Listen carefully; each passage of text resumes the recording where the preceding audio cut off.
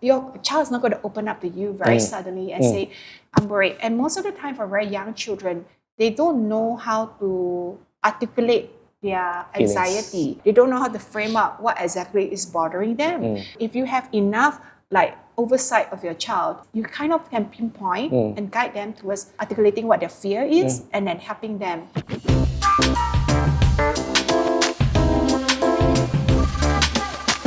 Welcome to Graphs.fm, your channel for personal growth, education, and parenting. My name is Kam King and I'm your host. And we will be focusing on helping you to grow, empower, and of course, look for strategies. And in Graphs.fm, we'll bring in expert interviews as well as provide you with strategies. And today we have Daisy Ng with us. She is the founder as well as the Chief Education Officer of Trinity Kids, a multi-award winning preschool as well as preparation for primary school. Welcome to the show, Daisy. Hi, KG. So good morning to you. Good morning, everyone. So let's get straight to the backstory of how you founded Trinity Kids, because your background is actually in economics and you're an investment banker in London. How that came about? Well, I think that my story isn't that unconventional. It is probably what many mothers or every parent goes through. When there's a big change in life, I think that prompts you to really think about what you want next. So growing up in Singapore, I went to London to study economics. And then I became an investment banker. I started off in trading, then I went on in structuring, and eventually I caught the early wave to Asia to head up marketing for structured products and investments. And I moved to Hong Kong as well. And that was when I had my first child. I was pregnant with my first child, and it was a global financial crisis. So I think I responded with a very healthy way to distress by reading all the parenting books and pursuing further education in Montessori early years education and became a certified health coach in early nutrition. So my husband was also in Hong Kong then. And then when I thought I was getting prepared for parenting, I was all prepared for parenting. Then my first child came and threw everything out the window. So basically, she spoke her first word at 1 month old, which is very unusual because Ananda had been in earliest education for many years.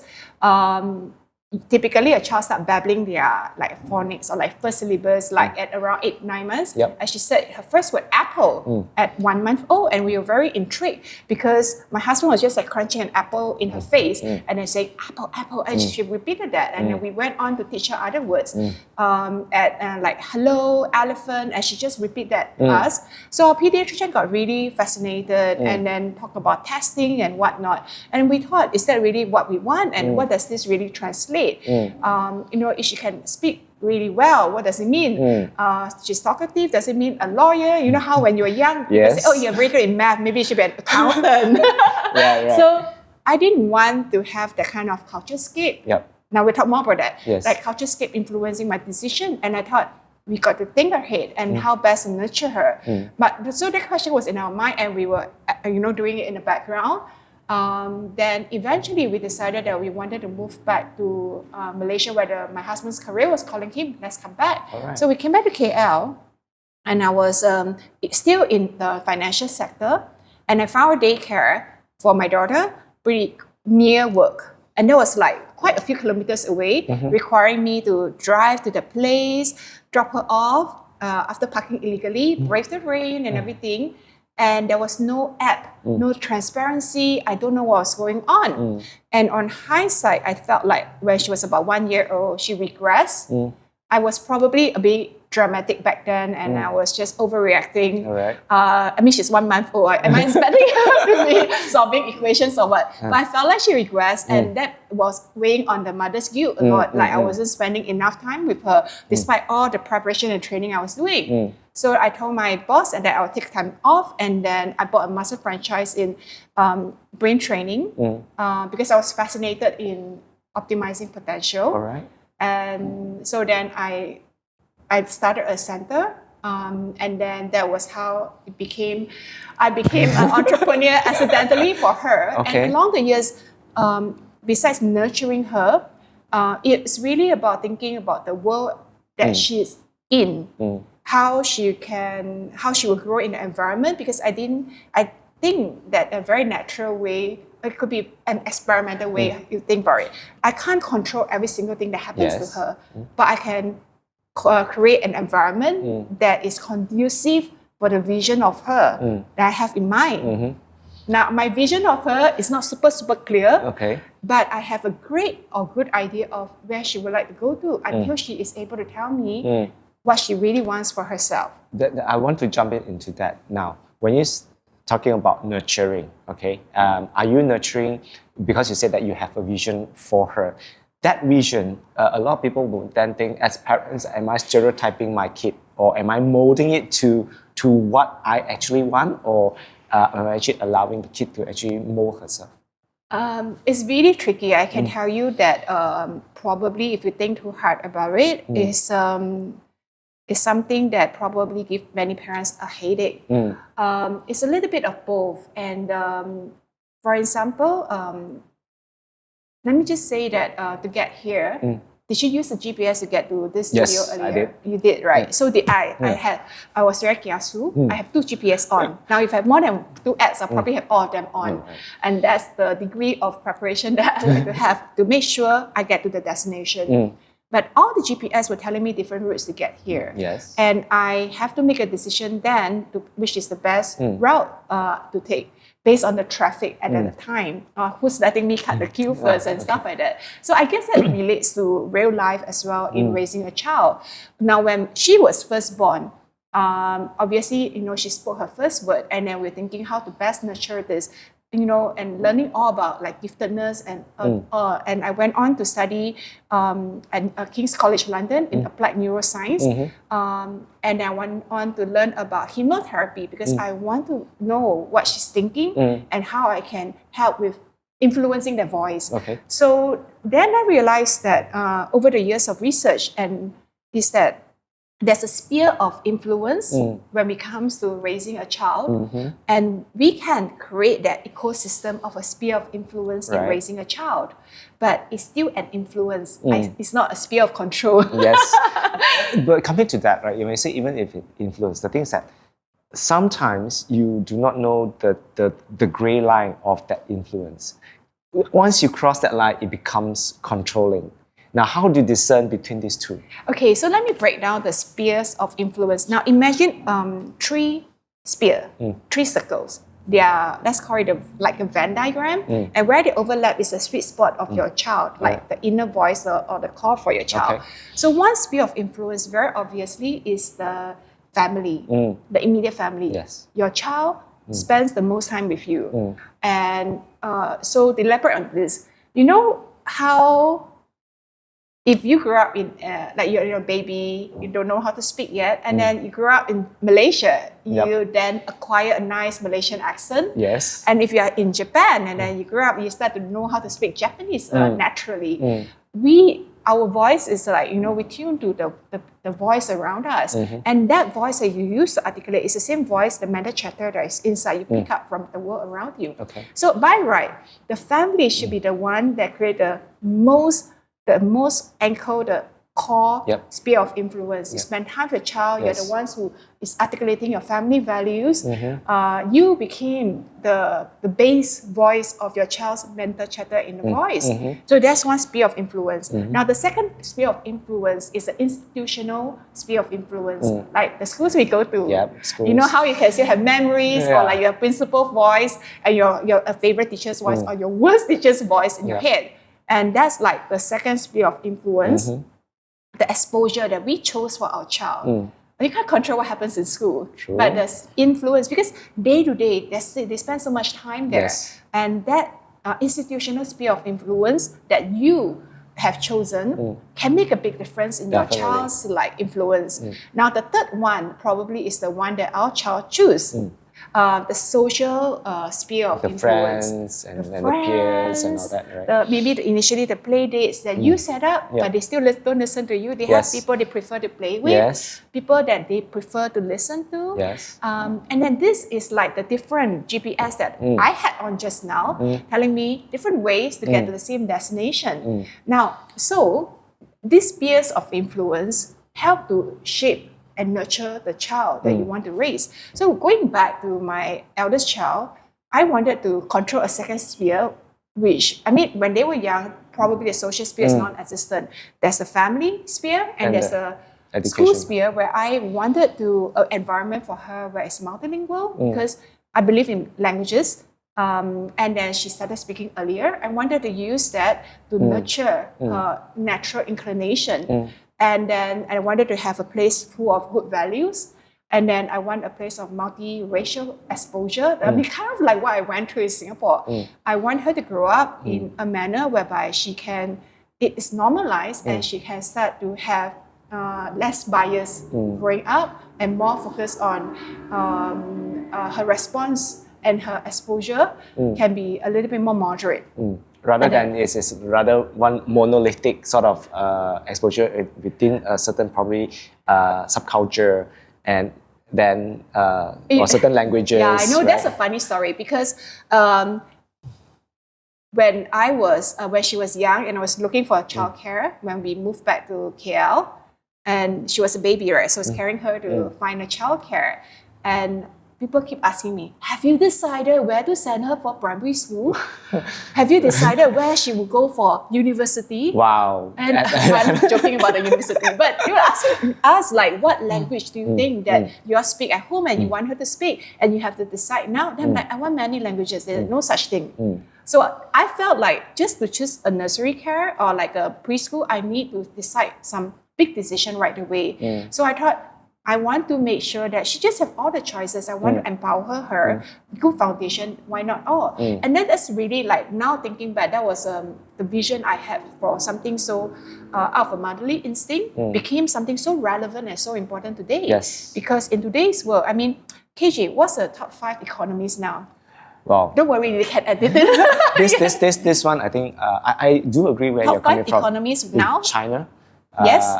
The States, then you'll be looking at the European country, and of course, the BRICS country is also coming up. That's 10 years ago. Right. So, interesting thing is that at the moment, right now, the number 1 economy is still US, but at a very close second is China, then is India, Germany, Japan. Now, in 2050, which is not too far away, I think I'll still be alive then. And my child will be a young adult then. In 2050, the top 5 economies is going to be China, followed by India, followed by US, followed by Indonesia, and Brazil.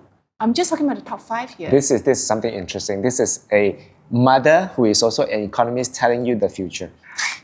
So I thought the gut instinct I had now is coming like spot on because there's a lot our Malaysian education have to offer, and by insisting on a multilingual, I have now stand her in good state because with three native fluency in 3 languages, she can now speak to counterparts of friends in China, in Indonesia, to Bahasa, Malaysia. She can learn a little bit and adapt a little bit, and then obviously English, and then she has many friends who are Indian friends, Chinese friends, and she's very sensitive and considerate of different culture, and that stands her in a really good state.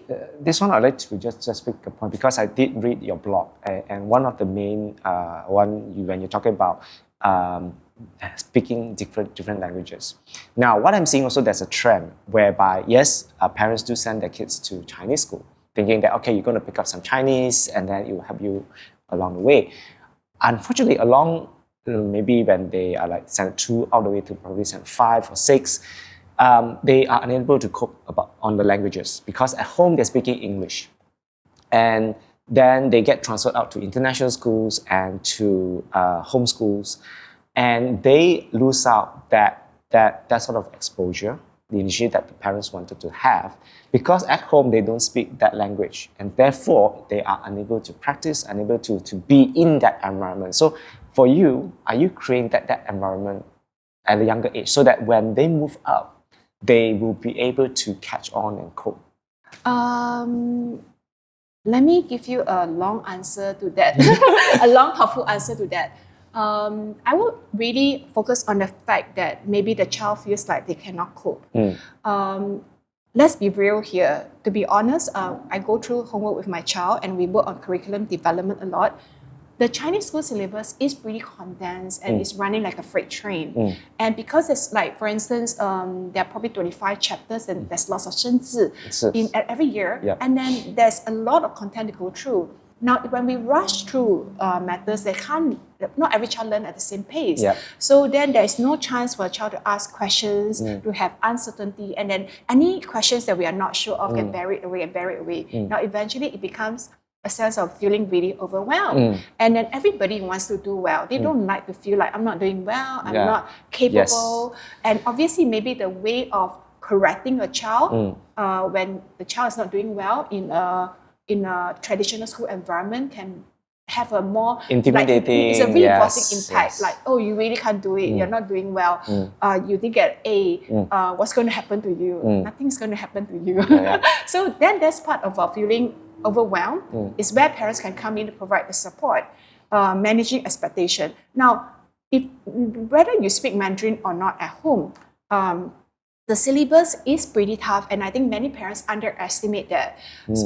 Even if you speak Mandarin at home, and you may not have the capacity and bandwidth every day to help your child with the homework, and that's very overwhelming. But your child having to face that alone, that could translate to other matters in life when they grow up, is that they feel like they're alone, they're in this alone. So you need to be like cognizant of that. This is maybe the stress that they're facing, and what can you do to help? Now, we don't want to mollycoddle them, but recognizing that need of time to do the homework. Now, some parents say, oh, let's give you tuition then. Then maybe that will help with the amount of homework you have. Let's just give you more homework to help with the amount of work that you have. So that may contribute to stress unknowingly. So then having that, knowing that the sheer amount of the load and being understanding, empathetic, creating the chance for your child to do it or support for the homework kind of stress, that helps because they know they are feeling supported. Sometimes you come home, you feel that you're supported. It makes everything so much better, right? Then the second thing is managing expectation. The other day, my eldest daughter, she's always been a very motivated child. As she came home, she's devastated. She missed out some questions in a test at school. And she was devastated that she's not going to get an A star. So I'm like, yeah, I know, right? In our days, A is an A. But now, IGCSE Cambridge has introduced A star, A star star. It's not enough to have an A. What's with the world's expectation on our children these days? And that kind of like cascade down, and our child feels that burden on the shoulder. And I have to be the one to say, it's just a CA, it's just a test. That's the next one. The most important thing now that you're doing IGCSE is the big exam. Keep your eyes on the prize. A CA is just to test your understanding. Not great, let's go through it again. But that's the thing. A lot of times that we say to the kids, I don't expect you to score, I don't expect the A's, but deep down in the parent's mind, you have that, why you didn't get it? You need to be very clear with the vision and the big goal. So it's like, oh my God, you look so slim today. It may not sound, it sounds very like lip service. So if you tell your child, it's okay lah. Or, worse still, I think you need to look at the timeline. If I'm sending you to a school environment that's very rigorous and very academic, and I'm telling you, it's okay. Don't need to be academic. Don't need to do your homework. Don't need to study. Let's go out now and let's just go and play your games. You're setting your child up to fail. So I think that when you choose the environment for your child, the institutional environment, then all your family values that you want to uphold, you need to be consistent. It needs to be consistent. So, you can tell a child, hey, I know that you can always, you're a bright girl, you love math, you study hard and you work hard for it. I know you usually do well. So this is not going as per expectation. Where do you think went wrong? And if that is already it's water under the bridge, what can we do next? So what would you advise parents when they have this conversation with their child, when they come to you and say, oh, I didn't do well, or I forgot this and that, I wanted very much to score this, but I only get like a B. So what will be the best or strategy for parents to talk to them? I think the key part of what you say is that you must have a conversation with your child. If you have not been having conversation with your child, it's been, silent or through digitally, just like communicating very cursory, it's very hard to have this like heart-to-heart. Your child is not going to open up to you very suddenly and say, I'm worried. And most of the time for very young children, they don't know how to articulate their anxiety. Yep. They don't know how to frame up what exactly is bothering them. And you still have to, if you have enough like oversight of your child, is you kind of can pinpoint and guide them towards telling you what, articulating what their fear is and then helping them. So it's about having regular conversation. Then when you, many parents can attest to it, when you speak to a teenager or a twin or a primary kid, they might say, I don't know. Yeah. And then you have to kind of guide them towards it. And then sometimes you don't want to overly be protective and say, you must be feeling something. You're not your usual self. I think that is that how do I say, free range. You need to give the healthy range. Sometimes your child is feeling a little bit off.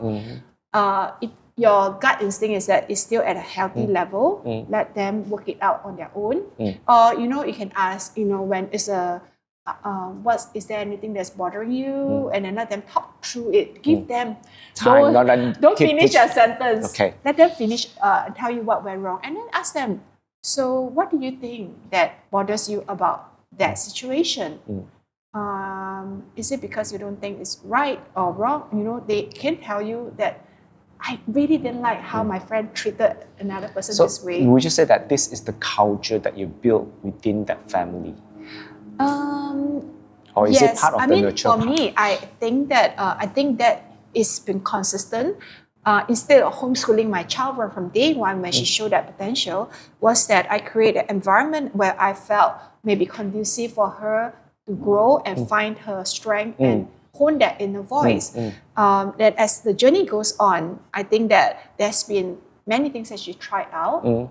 I think that she showed a lot of potential for and have to bite my tongue to really let her try and decide that I really don't like it, even though I'm doing okay in it. And then telling her that, you have to see. The second part is that I think that in terms of the advice you want to give your child, you have to know your child's personality, innate personality. Some kids are daredevils.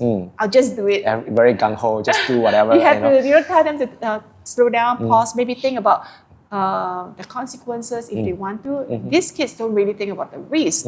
This probably will grow up to be our risk takers, the ones who make the big move and stuff like that. But some kids, sometimes they hesitate, they think twice, and they second guess themselves.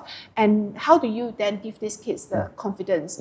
Because when they second guess themselves, because they're so afraid of making mistakes. They're overthinking a lot. Yeah, but most of the time when they're thinking a lot is when they're afraid of making mistakes. So when they make mistakes, what really happens then?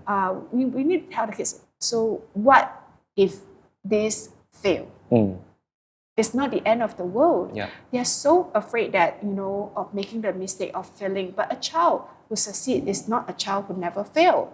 And then, but the thing is this, although we say that, okay, we don't look at failure. A failure is just like a feedback. It's all that.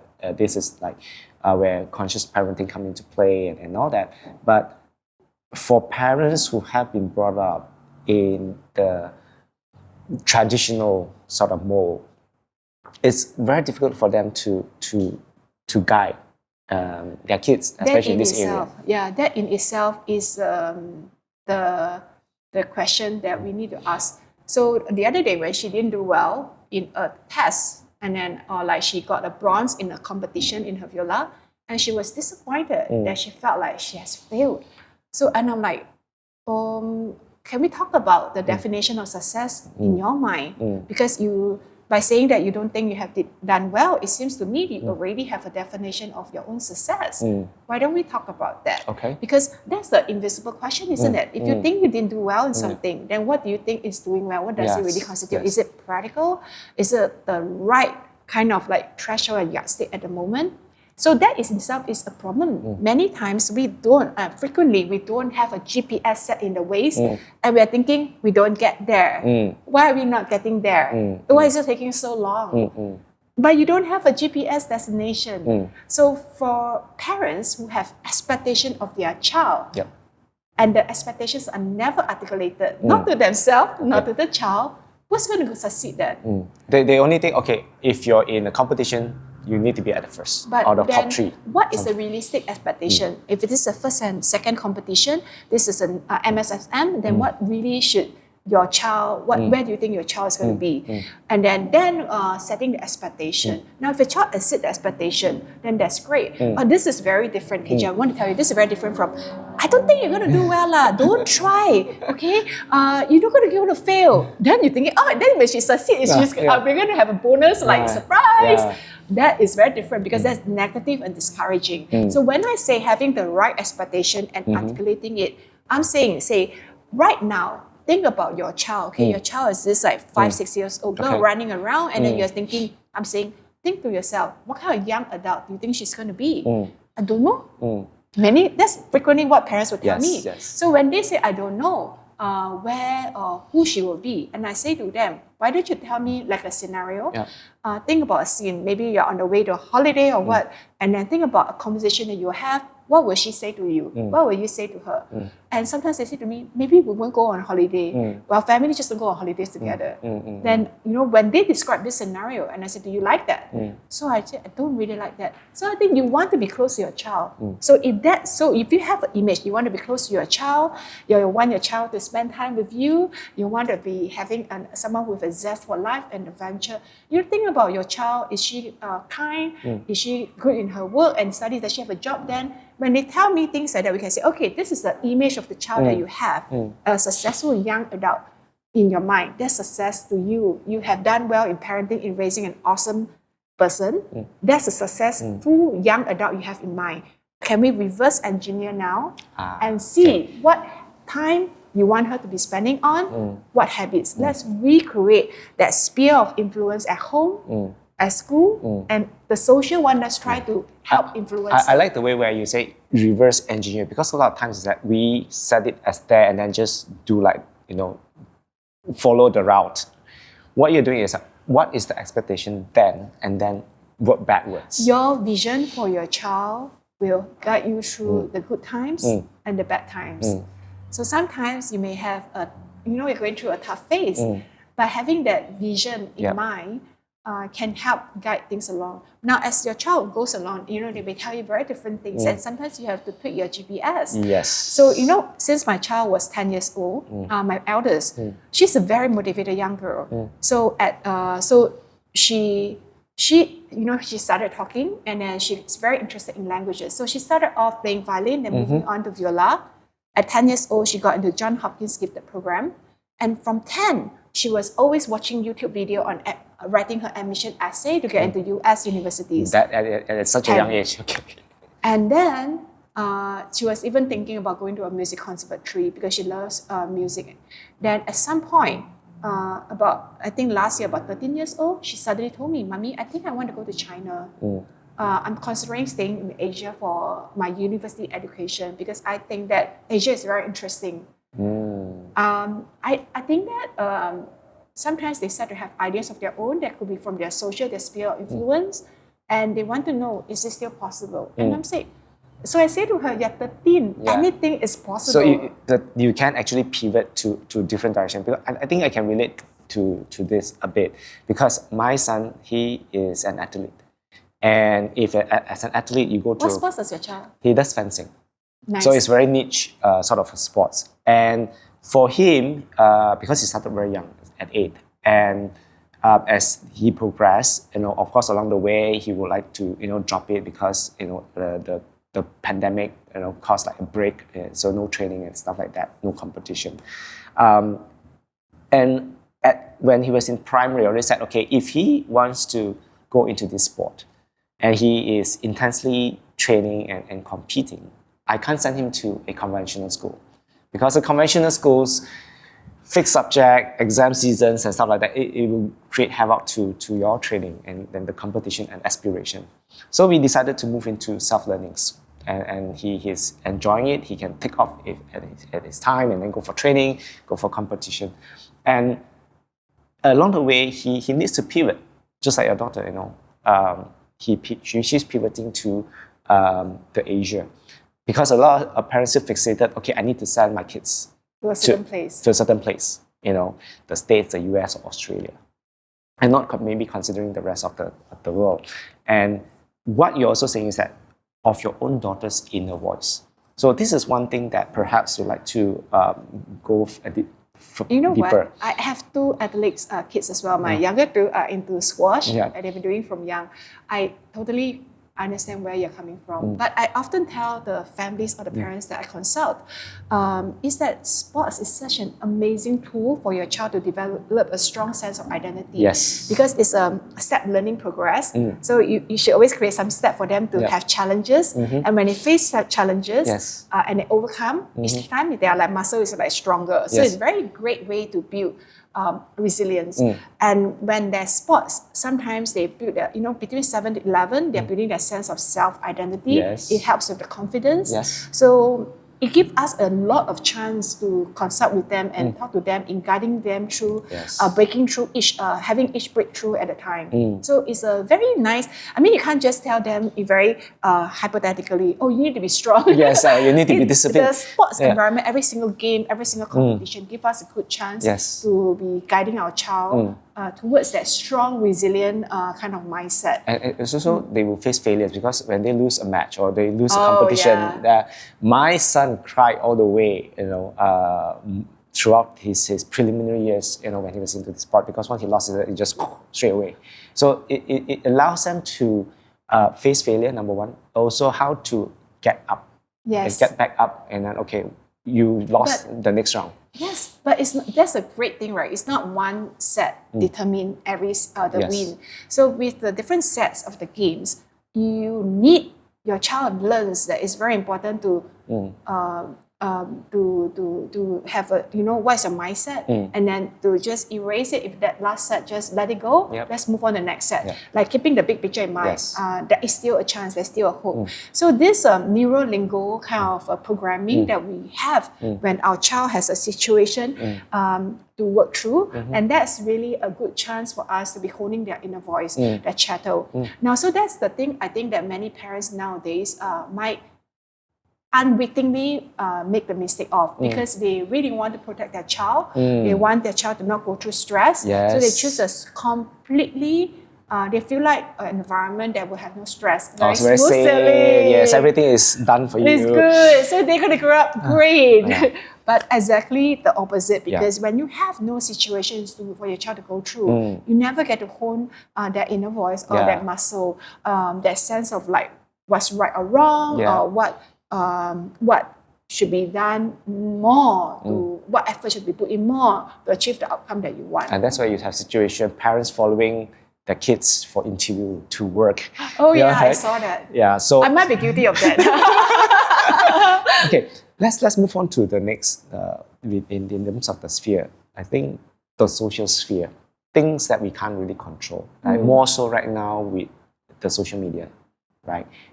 They get influenced even wider, because not just within their friends that is in school or maybe in the social settings, but wider, because now with TikTok and all that, they see what's happening in a wider sphere. Yeah. So how to... I think that number one, I would recommend not giving your child screen at all. But that's impossible right now. Well, you can try, and then they can, I think when my kids were younger, I often tell them, chocolates are corruptive for your body. Planting that in the voice as bias. But having said that, assuming that screen time is not impossible to cut out, but that's what you say. But suppose until they they need it for school and they realize I'm needed for school. I'm not going to be using it for scrolling, for just like browsing, and then I'm not using it for just chatting with my friend because I prefer talking to my friend in real life. So you can still make these house rules because you know they're good for them. Yep. Because someone got to be the one to tell you about the food pyramid, about eating more vegetable, more fruits, and more protein. And if you don't set the house rule, then you are really just saying that go ahead and just indulge yourself fully and over something that you know you have a blind spot over, and you know that the influence out there can be either way. And then during the protective years, when you have a sibling that's growing, you want to create a good environment for the young plant to be growing. And you need to remember that your child's mind when growing up is so malleable. You really, really got to try to control the variables in your child's development. Which brings me to the next question, because you said when we talk about the spheres of influence, now we have like the key opinion, the influences of the world. And they create a different language, a whole new perspective of things, and it's sort of influencing the teens. And then as they move up to the next stage in life, becoming adult, and as a parent, I totally can't relate to you, right? And so how do you now, as an educator yourself and as a parent, and both of us have teens, look at, okay, how do we talk to, especially parents right now, with all these influences? How do you engage and put in perhaps your parenting influence inside? I don't know about the influencers and everyone else, but I want to tell you that there will be no one else that will champion for our own child except ourselves. And with that in mind, they got to give you that sense of like importance that no one else will do this job better than you or want to do this job better, more than you. Then you got to do it. Okay. Because your child's interest is for you to fight for until they know to fight for it themselves. And when you made that articulate, like, I've got you, you are my most important thing, and I want to have your well-being in mind, they know that they will learn to treasure their own life and their opportunity. So I think that it goes back to day one. That's why I feel like the early years are so important to create that bond with the parent and child. So when you are closely bonded, then you always have to reach towards your child, right? Then it doesn't matter, like, it matters less the influences they have because they have their voice to guide them and think. Your voice is inside them, that encouraging voice, a right and wrong voice. And whenever they see something that's not quite right, it rings very differently from the mental chatter that your child has. So then, now the influence that may be out there is inevitable. And I think that when my children come back and then they have different languages that I do not understand, I was like, what's this lingo? What is SARS and what is all this stuff? And then I try to use it, I always get it wrong. And I say, Mommy, please try not to use it. So I say, well, in order for me not to use it, maybe you can speak to me in English or Mandarin so that I can communicate with you in a way that you don't find embarrassing. Yes. So, as right now, I get called bro at home by my kids. So I go brah, So yeah, I get where you're coming from. Perhaps. Do you try to say that back to your children? Not really. Try it, because I think that's the first and the most effective way to silence them. Because they say, "This is so cringe, Mommy." So for teenagers, that's very effective. I did try it once with my kids. So I say, "Oh, yo, bro," it's like, "Bra," that when they say something, it's like, they look me at the side eye and then oh wow, my Daddy, that's very cringe. Then don't do it. Let's not make each other cringe here.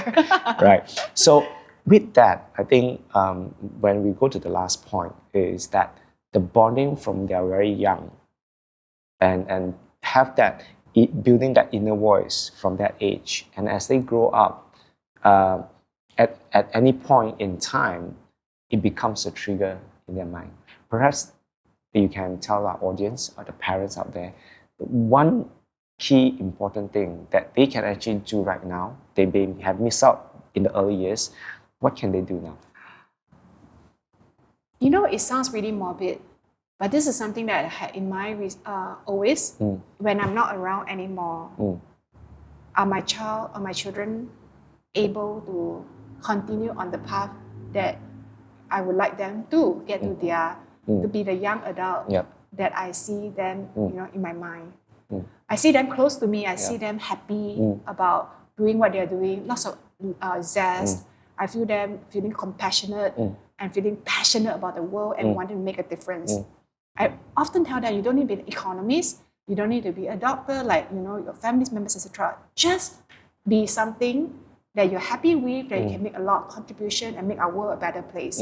Are you making our world a better place? So then I tell them, if when I'm not around anymore, how will you be? Are you still making your own world better and the world better? And recently, I felt like, at least I got one tick off the box, as in my first one is as a teen. She's starting to show that. She told me, hey, mommy, my younger two siblings are playing squash.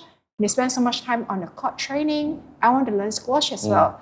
She used to find like doing new things embarrassing, but she said she just want to learn it because she wants to have something to do and bond with her siblings when they are grown up as adults and they can still meet up for a game of squash.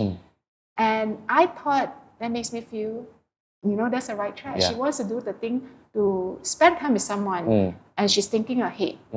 And then she told me about, life is, so when she started to think about little things like that, it makes me feel she understands life is beyond just the A-star, the A-star star.